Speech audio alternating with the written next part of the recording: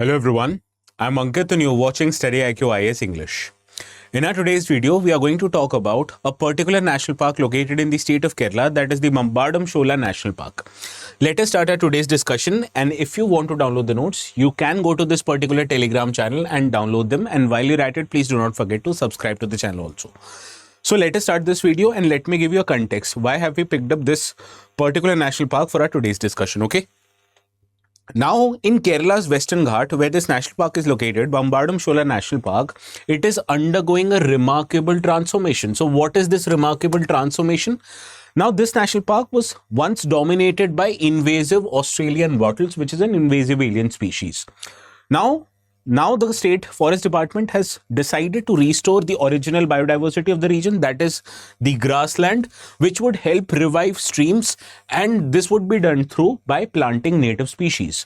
Now, this is an example of ecological redemption, which highlights it is important for you to understand the nature's ecosystem, as removing the trees can sometimes be more beneficial than keeping them planted. So, how or what is going to happen in this national park? We'll discuss that, but first let us understand few important features of this national park, because this is the kind of questions that are frequently asked in the UPSC exam.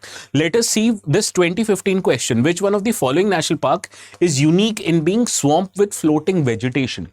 Now, this national park has been asked. Why? Because it has a particular kind of vegetation. So similar questions can also appear pertaining to our today's discussion. So that is why we are picking up this kind of a article.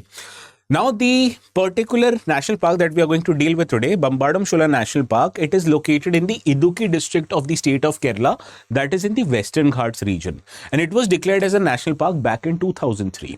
Now, what you'll have to remember, a very important fact relating to this national park, it is the smallest national park in the entire state of Kerala. What is the biggest national park in the state of Kerala? Do let me know in the comments, okay? Now, this particular national park shares its border with the Dindigul district of Tamil Nadu. Dindigul district is famous for its locks, right? Now, coming back to this national park, it is the southernmost shola grassland which is present in Western Ghats, and this is one of the oldest mountains in the world. It even predates the Himalayan, which is present in the northern part of the country. So that is why this is ecologically very significant. This is the southernmost area where shola grasslands are present anywhere in our country.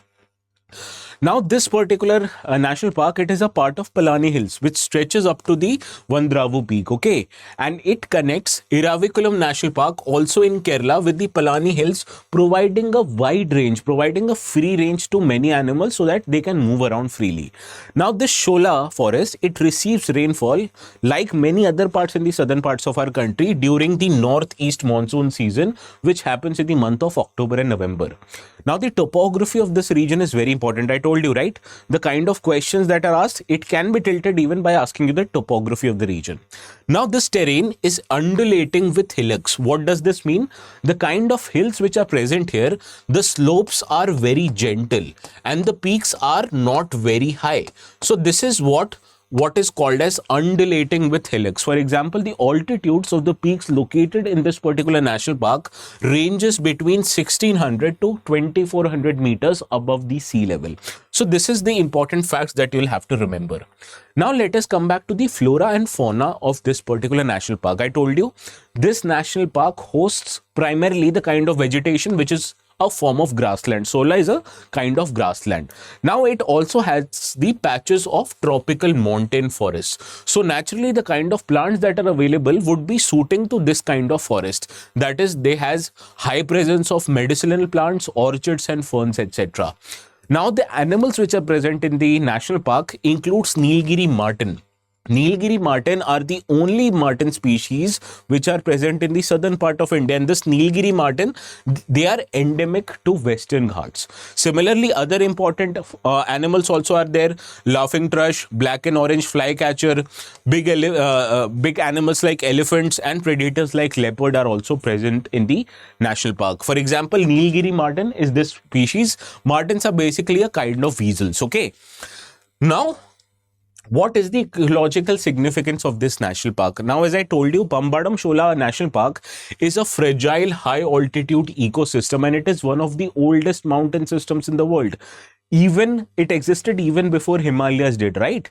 Now, one important thing about the topography, one important thing about the kind of forests that are available in the region, that are shola grasslands, they have a habit of acting as water sponges. So whenever heavy rainfall happens during northeast monsoon, this grasslands absorbs water and releases water gradually. And this gradual release of water by the shola grasslands actually provides water to the nearby rivers, that is Pambar and Vaigai rivers. So this particular grassland acts as a watershed to these important rivers, right? Though these rivers do not flow through the national park, but this national park acts as a reservoir for these rivers. As I've told you, these are important rivers that sustain the plain areas in the state of Tamil Nadu. Okay.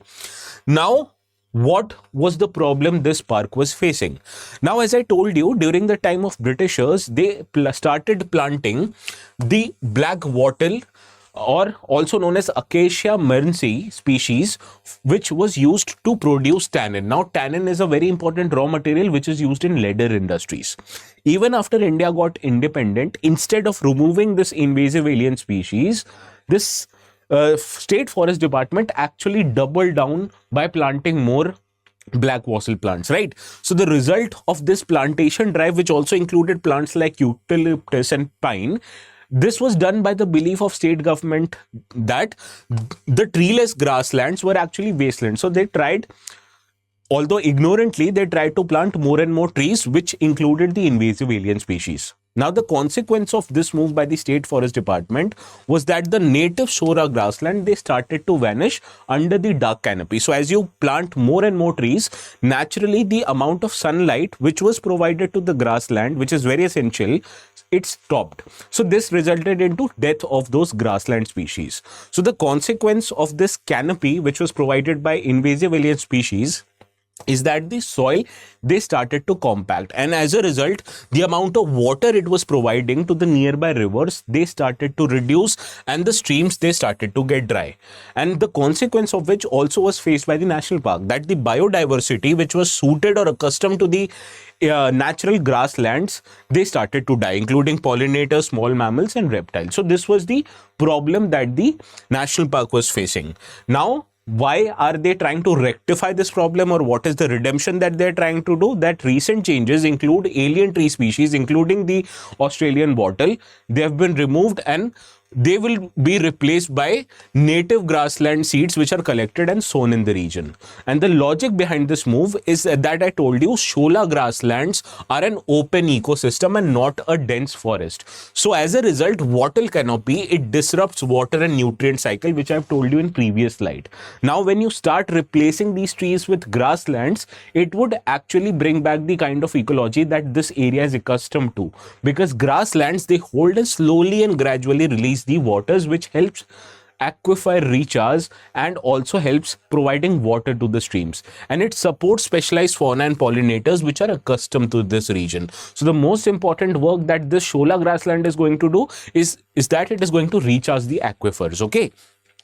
Now, what is the wider significance of this move? In global context, you have to understand many areas, including different parts of our country, they are facing the problem of invasive alien species, and the black Australian wattle is among the world's 100 worst invasive alien species.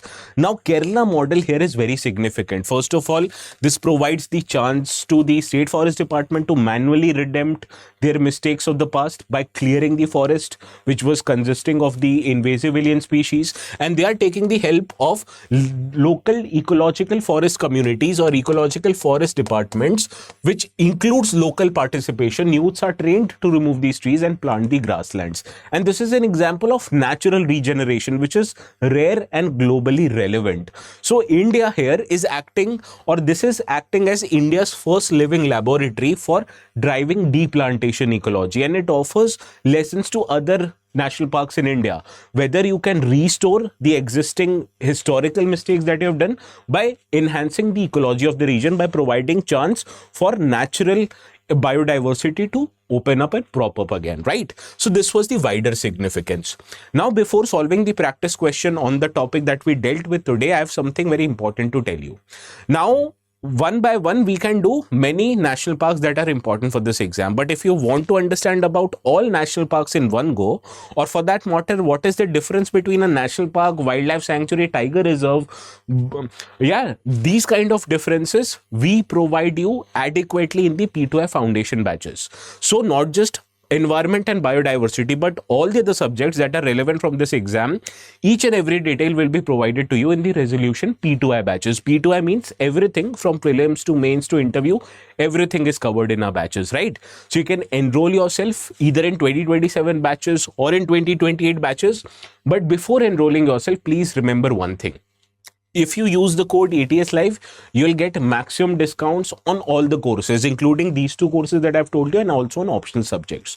So use those code and get maximum discounts up to 7,000 rupees. But you'll get this only when you apply the code ATS Live. So now let us try to solve the question. Pampadum Shola National Park recently in news is known for what? It is recently in news known for hosting the southernmost shola grassland ecosystem of the Western Ghats. So option B is your right answer. Now, which one of the following national parks is located in Western Ghats and are known for grassland restoration efforts similar to Pampadum Shola National Park? The Eraviculam National Park, also in Kerala, Manikattan Shola National Park and Silent Valley National Park, all these are national park located in shola grasslands. Whereas the Sundarban National Park is known for its mangroves and it is located in the West Bengal state. So these three are correct. So 1, 2 and 3 is your right answer. Now I would not solve each and every question for you. This last question is for you all. You have to solve this question and do let me know the correct answers in the comment section, right? Which one of the following statements regarding the Pampadum Shola National Park is or are correct? Do let me know the correct answer, and if you get it right, you'll get a thumbs up from my side in the comment section. And if you want to download the notes, you know where to go. This channel ATS Live, and if you have problems in locating it, this is the QR code you can scan. So this is all from my side. Please have a very good day.